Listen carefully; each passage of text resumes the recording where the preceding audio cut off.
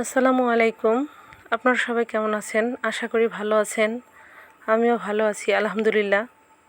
কি আর বলবো, দেশের অবস্থা যে ভয়াবহ রূপ ধারণ করেছে, বন্যা পরিস্থিতি খুবই ভয়াবহ রূপ ধারণ করেছে।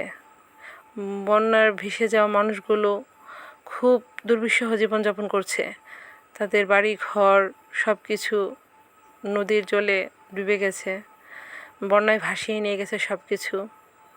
তাদের চাল নেই, চুলো নেই, কীভাবে কোথায় রান্না করবে, কোথায় খাবে, কীভাবে জীবনযাপন করছে, কীভাবে রাত কাটাচ্ছে, এগুলো ভেবে মনটা খুবই খারাপ লাগে।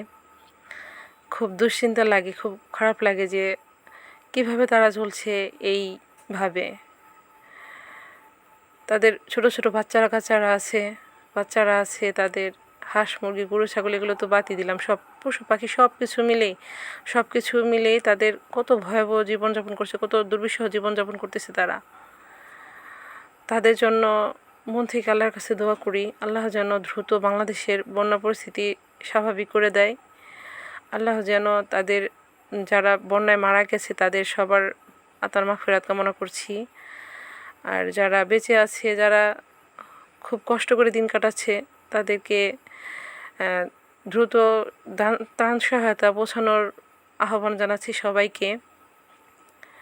তাদেরকে শুকনো কাপড় পাঠানোর আহ্বান জানাচ্ছি, কারণ এখন তারা বন্যায় চুলো নেই, কীভাবে রান্না করে খাবে।